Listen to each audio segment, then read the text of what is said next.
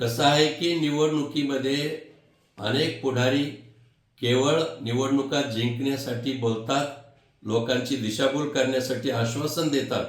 पण राज्याचे मुख्यमंत्री आमचे नेते देवाभाऊ यांचं काम निराळंच आहे. ते बोलतात ते करूनच दाखवतात.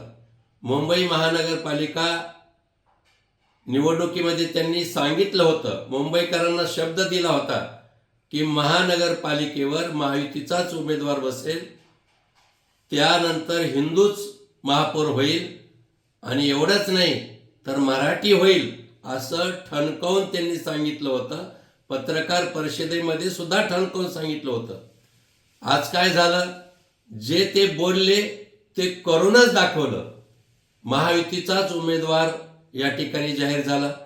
त्याचबरोबर उमेदवार हिंदू दिला आणि उमेदवार मराठीच दिला.